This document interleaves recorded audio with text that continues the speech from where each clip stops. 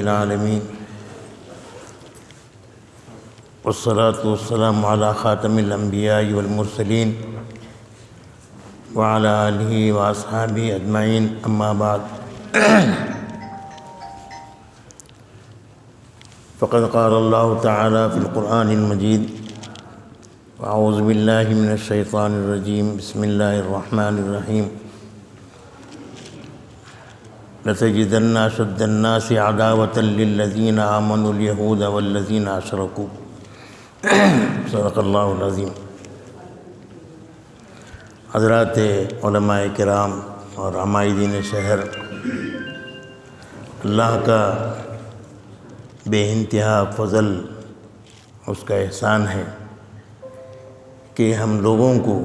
ایک عظیم مقصد کے تحت اللہ نے یہاں جمع فرمایا۔ ایک عظیم مقصد میں نے اس لیے کہا کہ حضرت علامہ انور شاہ کشمیری رحمۃ اللہ علیہ فرماتے تھے اپنی آخری حیات میں کہ جو آدمی بھی چاہے عالم ہو، کسی بھی لین کا ہو، جو بھی آدمی اپنی زندگی کا 1 گھنٹہ ختم نبوت کے لیے لگا دے، ختم نبوت کا کام کرے، تو قیامت کے دن میں اس کا ہاتھ پکڑ کر رسول اللہ صلی اللہ علیہ وسلم کے سامنے جا کر میں عرض کروں گا، یا رسول اللہ اس آدمی کی شفاعت فرمائیے، اس لیے کہ اپنے زندگی میں 1 گھنٹہ آپ کے لیے، آپ کے ختم نبوت کے لیے اس نے وقت نکالا۔ تو اتنا عظیم کام ہے، اتنا اہم کام ہے، اس نسبت سے ہم لوگوں کو یہاں اللہ نے جمع فرمایا۔ علامہ کشمیری رحمۃ اللہ علیہ فرماتے تھے کہ دین کو باقی رکھنے کے لیے جتنے ذرائع ہیں، مدارس ہیں، خانقاہیں ہیں، مکاتب ہیں، دعوت و تبلیغ کا کام ہے، یہ تمام یہ تمام شعبہ جات رسول اللہ صلی اللہ علیہ وسلم کے احوال اور اوصاف کی حفاظت کرنے والے، کہ حضور کیسے نماز پڑھے، روزہ کیسا رکھا، زکوٰۃ کے سلسلے میں آپ نے کیا فرمایا، کیا احکام صادر فرمائے، حج کا طریقہ کیا ہے، تو جتنے بھی ہیں مدارس ہوں، خانقاہ ہوں، یہ تمام چیزیں، یہ تمام شعبہ جات رسول اللہ صلی اللہ علیہ وسلم کے اوصاف اور احوال کی حفاظت کرنے والے ہیں۔ لیکن شعبہ ختم نبوت، یہ ختم نبوت کا کام جو ہے رسول اللہ صلی اللہ علیہ وسلم کی ذات اقدس کی حفاظت کا کام ہے۔ اس شعبے میں کام کرنے والے جو ہے رسول اللہ صلی اللہ علیہ وسلم کے ذات اقدس کی حفاظت کرنے والے ہیں۔ یہ بات انور شاہ کشمیری رحمۃ اللہ علیہ بار بار فرماتے تھے۔ اسی بات کی وضاحت حضرت مولانا یوسف لدھیانوی رحمۃ اللہ علیہ اکثر جگہ فرماتے تھے کہ ختم نبوت کے کام کرنے والے رسول اللہ صلی اللہ علیہ وسلم کے باڈی گارڈز، تحفظ کرنے والے، آپ کے حفاظت کرنے والے، اور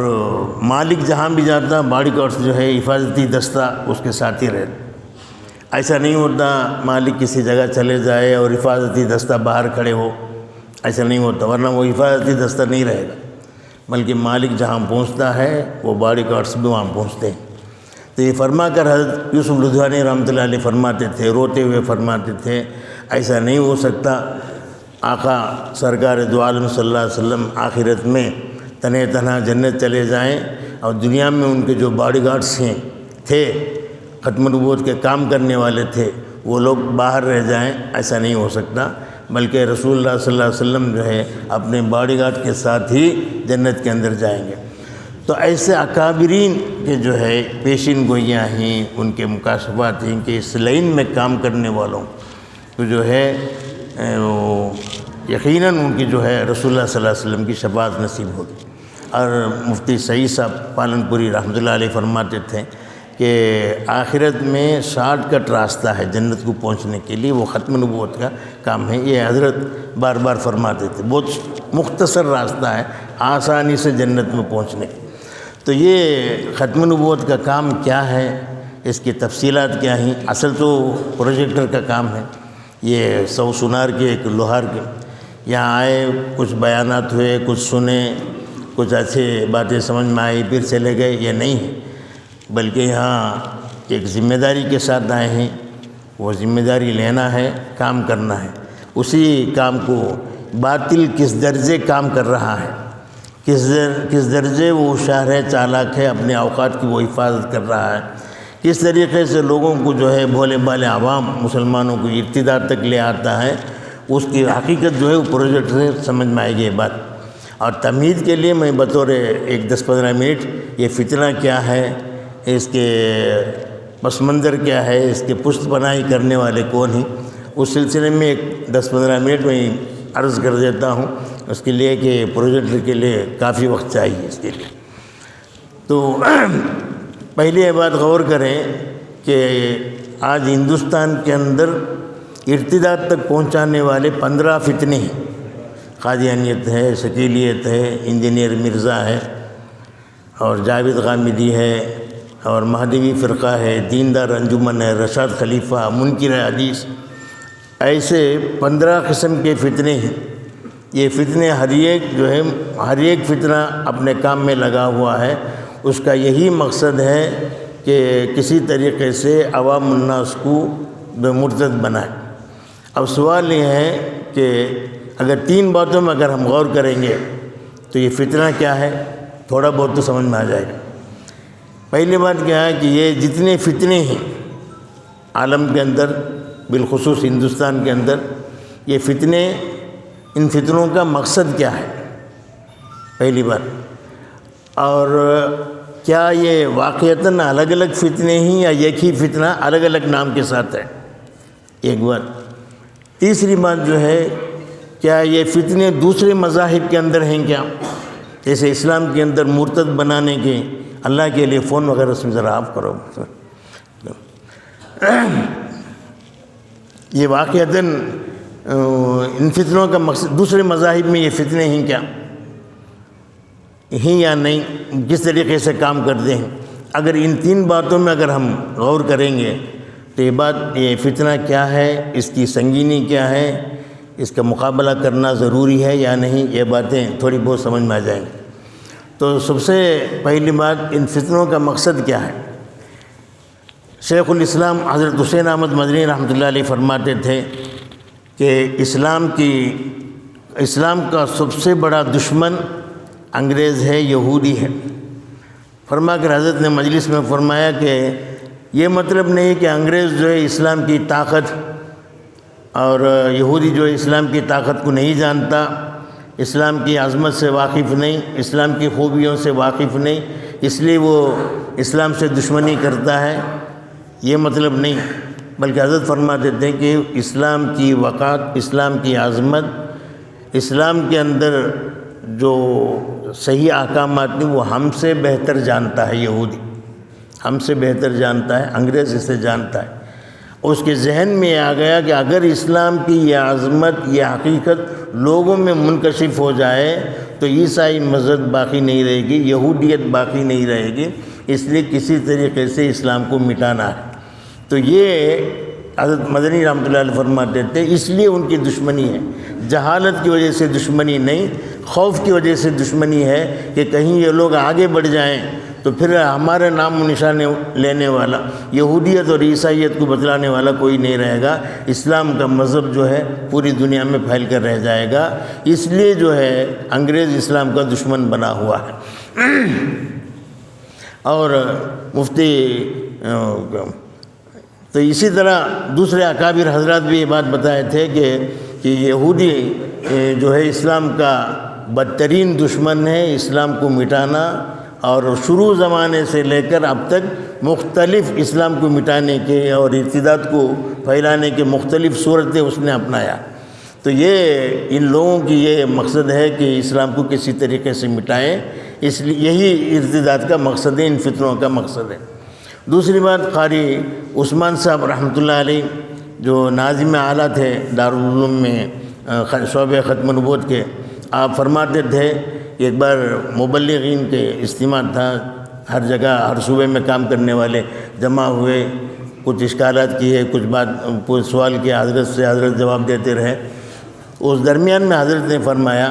کہ جانتے ہو ان فتنوں کا مقصد کیا ہے؟ تو سب خاموش رہے۔ تو حضرت نے فرمایا ان تمام فتنوں کا مقصد جو ہے رسول اللہ صلی اللہ علیہ وسلم کی عظمت کو، محبت کو مسلمان کے دلوں سے نکالنا۔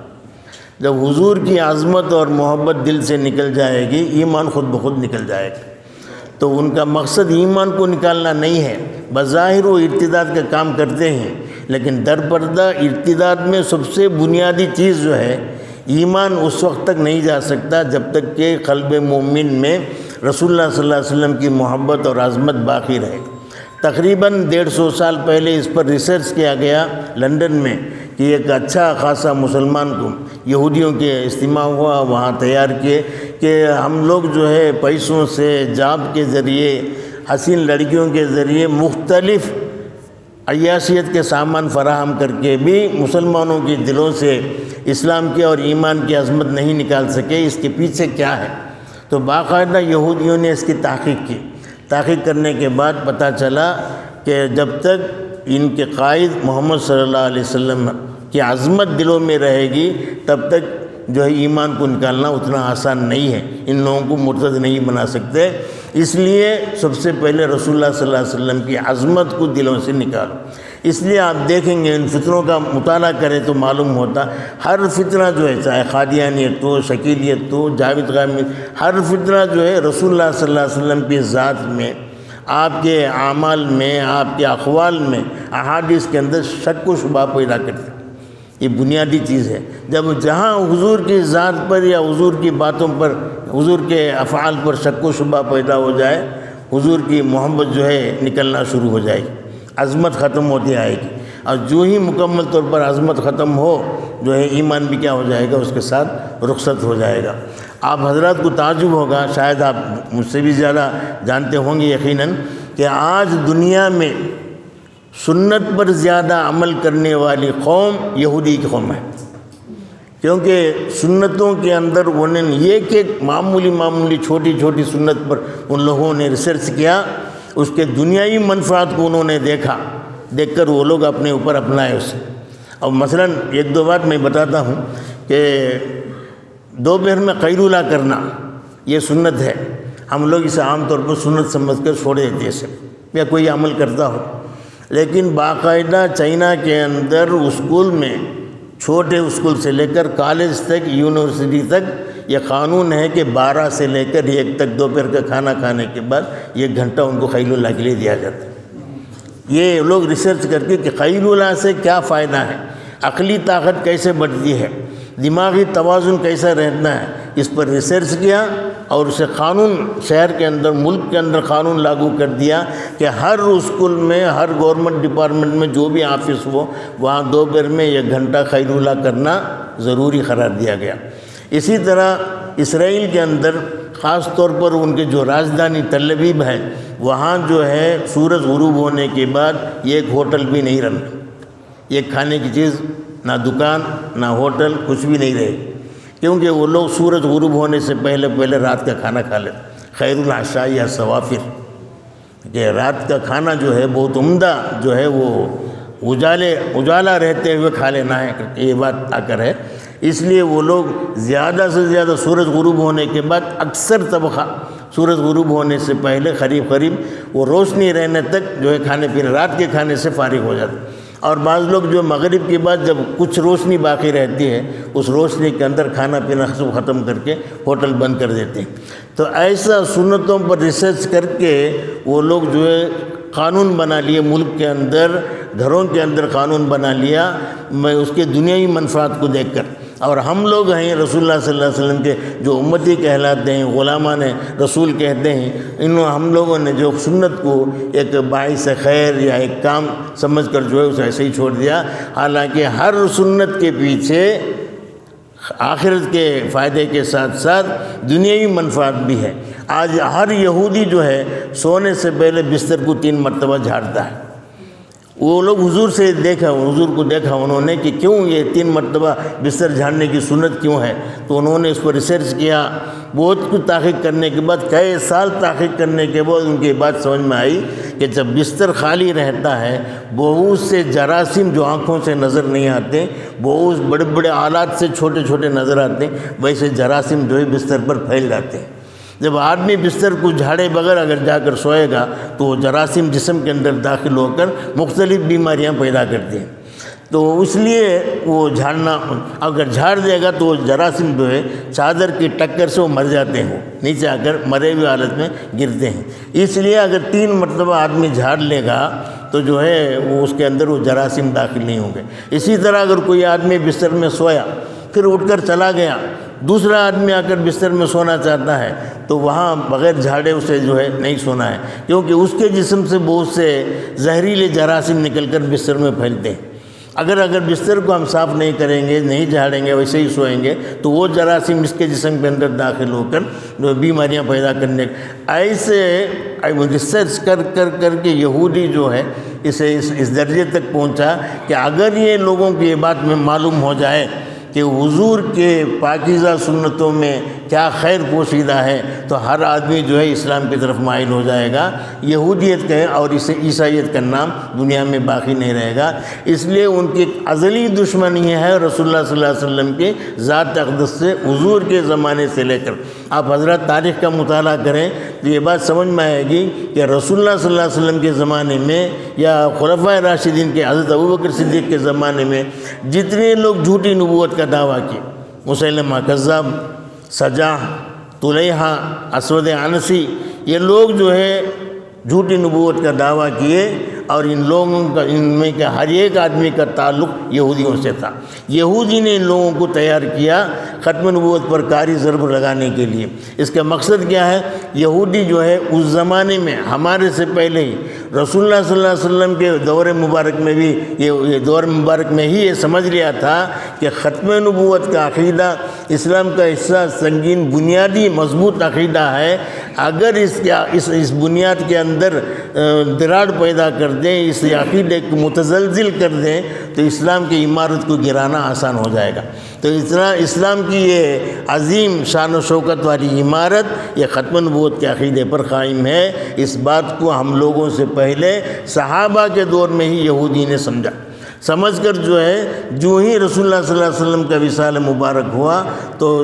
جتنے فتنے پیدا ہوئے، منکرین زکوٰۃ، حضرت ابوبکر صدیق رضی اللہ عنہ جب خلیفہ بن کر آئے، امیر المؤمنین بن کر آئے تو سب سے پہلے اس وقت جو ہے بہت سے فتنے اٹھے تھے، منکرین زکوٰۃ کا، دوسرے قسم کے بہت سے لوگ جو ہے منافق میں اسلام کو چھوڑ کر مرتد ہو کر چلے گئے، ایسے مختلف فتنے پیدا ہوئے۔ صحابہ مشورہ بھی دیے تھے کہ ان فتنوں کی سرکوبی ضروری ہے، لیکن حضرت ابوبکر صدیق رضی اللہ عنہ تاریخ میں دیکھیں کہ تمام فتنوں کے مقابلے میں سب سے پہلے جو تلوار اٹھائی وہ ختم نبوت پر ہی۔ تو یمامہ میں مسیلمہ کذاب کے خلاف حضرت ابوبکر صدیق نے جہاد کا اعلان کیا، جبکہ دوسرے صحابہ بھی تھے، مشورہ دیے تھے کہ حضرت منکرین زکوٰۃ فلاں ان کا بھی مقابلہ کرنا ہے۔ تو حضرت ابوبکر کی یہ فراست صدیقی ہے کہ انہوں نے یہودی کی اس چال کو سمجھ لیا کہ ختم نبوت کے عقیدے پر اگر ضرب لگے تو پورے اسلام جو پورے دنیا سے اسلام کا خاتمہ ہو جائے گا۔ اس لیے جو ہے حضرت ابوبکر صدیق رضی اللہ عنہ نے اپنے فراست صدیقی سے اس فتنے کی سنگینی کو سمجھا اور اس کے بعد جو ہے اس کا مقابلہ کیا۔ تو معلوم ہوتا ہے کہ ان تمام فتنوں کا مقصد ہمارے بزرگوں کی باتوں سے، حضرت مدنی ہوں، قاری عثمان صاحب رحمۃ اللہ علیہ ہوں، ان تمام کی باتوں سے رکھ کر یہ بات سمجھ میں آتی ہے کہ ہر فتنے کا مقصد جو ہے رسول اللہ صلی اللہ علیہ وسلم کی عظمت کو مسلمانوں کے دلوں سے نکالنا ہے۔ جب ظاہر بات ہے جب فتنے کا مقصد یہ ہو جائے تو کوئی فتنہ الگ الگ نہیں ہے، سب ایک ہی فتنہ ہے، نام الگ ہیں، ان کی تاریخ الگ رہے گی، اس کا بانی الگ رہے گا، لیکن سب کا مقصد ایک ہی ہے، وہ شکیلی فتنہ ہو، قادیانی فتنہ ہو،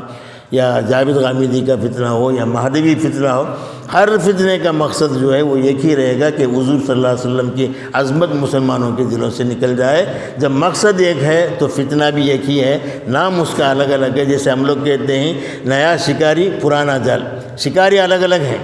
ایک شکیل ایک شکاری ہے، قادیانی ایک شکاری الگ ہے، جال ارتداد کا جال ہے۔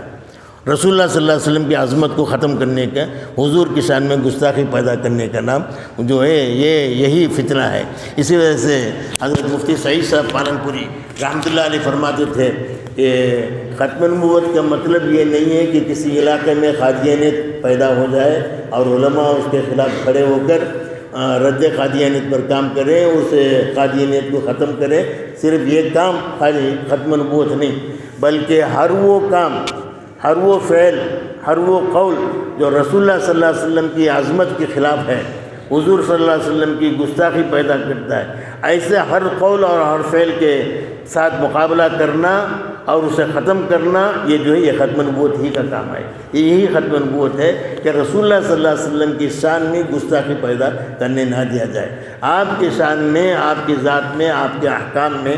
آپ کے اقوال و احادیث میں شک و شبہ پیدا کرانے کی گنجائش نہ دی جائے۔ اس کے خلاف کھڑے ہوں، اپنی طاقت کو استعمال کریں، چاہے جیسی بھی طاقت ہو استعمال کریں، اس گستاخی کو ختم کرنے کی فکر کریں۔ یہی دراصل ختم نبوت کا کام ہے۔ آپ لوگ دیکھیں گے کہ اس وقت جو ہے انجینئر مرزا ہو یا جاوید غامدی ہو، سب سے زیادہ وہ آگے بڑھے ہوئے ہیں رسول اللہ صلی اللہ علیہ وسلم کی شان اقدس میں گستاخی کرنے، کھلم کھلا وہ گستاخی کرنے۔ قادیانی تو درپردہ کرتا ہے، شکیلی بھی درپردہ کرتا ہے، لیکن بعض فتنے ایسے وہ کھلم کھلا جو ہے وہ رسول اللہ صلی اللہ علیہ وسلم کی شان میں گستاخی اور آپ کے پاکیزہ اقوال میں شک و شبہ پیدا کرنا، یہ کام جو ہے جاوید غامدی اور انجینئر مرزا وغیرہ جو ہے بہت زیادہ کرتے ہیں یہ لوگ، اور مسلمان بھولے بھالے مسلمان آسانی سے جو ہے ان کے پیچھے شکار ہوتے ہوئے چلے جاتے ہیں۔ تو ان فتنوں کا مقصد ایک ہی ہے، ذات مطالعہ فتنہ بھی ایک ہی ہے۔ اب آخری سوال جو ہے، کیا یہ فتنے دوسرے مذاہب میں نہیں ہیں؟ دوسرے مذاہب میں فتنے نہیں ہیں۔ جیسے سکھ کا مذہب ہے، سکھ آپ لوگ کہیں بھی نہیں سنے رہیں گے کہ گرو نانک کے مرنے کے بعد دوسرا کوئی آدمی آج تک ایسا پیدا ہوا جس نے نانک ہونے کا دعویٰ کیا ہو، نہیں۔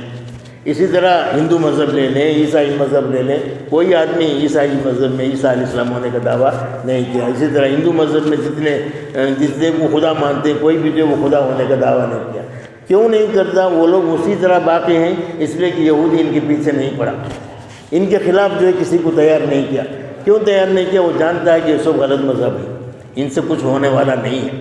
ان سے کچھ بھی ہماری یہودیت کے لیے کوئی نقصان دہ نہیں ہے، اس لیے جو ہے ان فتنوں کو وہاں پیدا نہیں کیا۔ صرف اسلام کے اندر جو ہے اسلام کی طاقت کو اس نے سمجھا، اس کی عظمت کو سمجھا، اس لیے جہاں تک ہو سکے اسلام کو بگاڑنے کے لیے، لوگوں کو مرتد بنانے کے لیے نئے شکل کے نئے فتنے پیدا کرتے رہتا ہے۔ کسی جگہ علاقے میں قادیانیت کو کھڑا کر دیا، کسی جگہ شکیلیت کو، کسی جگہ دوسرے پڑھا لکھا طبقہ ہو تو جاوید غامدی، ایسے صحابہ کے واقعات کو جانتے ہیں کر کے بولتے ہیں، انجینئر مرزا۔ تو یہ تمام فتنے جو ہے ہر علاقے میں الگ الگ صورت پر کام کرتے ہیں، اس لیے کہ کسی نہ کسی طریقے سے اسلام کی وقت جو ہے مسلمانوں کے دلوں سے ختم ہو جائے، حضور کی عظمت ختم ہو جائے۔ تو ان فتنوں کا دوسرے مذاہب میں نہ ہونا، صرف اسلام کے اندر ان فتنوں کا ہونا، یہ بتاتا ہے کہ اسلامی وہ سمجھتا ہے، ہمارے سے زیادہ یہودی یہ سمجھتا ہے کہ اسلام ہی برحق مذہب ہے۔ اگر اسے کھوکھلا کر دیں، اس کی جڑ کو جو ہے اسے اکھاڑ پھینک دیں تو اسلام جو ہے ختم ہو جائے گا، پھر یہودیت باقی رہے گی۔ دوسرے مذاہب کو ختم کرنا بالکل آسان ہے۔ یہ ایسے ہی ہے جیسے حضرت سلطان ٹیپو شہید رحمۃ اللہ علیہ جس وقت شہید ہوئے تو انگریز آ کر حضرت کے لاش کے سامنے آ کر کیا کہا؟ تو آج سے ہندوستان ہمارا ہے، جبکہ اور نواب تھے اور ہندو راجا تھے، بادشاہ تھے، تو یہ سب رہتے ہوئے اس نے یہ کہا کہ ٹیپو چلا گیا، آج سے ہندوستان ہمارا۔ مطلب یہ ہے کہ بقیہ راجا، بقیہ نواب کی کوئی حیثیت نہیں اس، وہ ایک رات ہی میں سب کو جڑ کو اکھاڑ کے پھینک سکتا ہے۔ اسی طرح یہودی کے سامنے جو ہے اسلامی برحق مذہب ہے، بقیہ کوئی مذہب نہیں ہے اس کے سامنے، ان مذہب کو ختم کرنا اس کے لیے آسان ہے، اس لیے وہ پوری قوت جو ہے اس کی طرف لگایا ہے کہ کسی طریقے سے اسلام کو ختم کریں۔ تو اب اس وقت ہماری یہ ذمہ داری، یہ چھوٹی موٹی یہ جو تاریخ میں بتایا ہم، اسے یہ بات سمجھ میں آتی ہے کہ ختم نبوت کا عقیدہ کیسا مضبوط اور ضروری عقیدہ ہے، یہی حضور کی عظمت کو اپنے اندر لیا ہوا عقیدہ ہے۔ اگر اس عقیدے کو ہم اس کام کریں گے مثبت انداز میں یا منفی انداز میں طریقہ کار کیا ہوگا وہ پروجیکٹر کے بعد بتایا جائے گا کہ کام کس طریقے سے کرنا ہے. جب فتنے کی سنگینی سمجھنے کے لیے میں کچھ باتیں بتا دیا. طریقہ کار جو ہے انشاءاللہ اجمل صاحب پروجیکٹر بتانے کے بعد طریقہ کار کیا کرنا ہے اپنے علاقے میں، مثبت کام کیسا ہے، منفی کام کیسا ہے، کس کے اندر کیسی صلاحیت ہے، کام کرنے کا طریقہ کیا ہے، یہ انشاءاللہ اس کی تفصیلات جو ہے بعد میں آئے گی.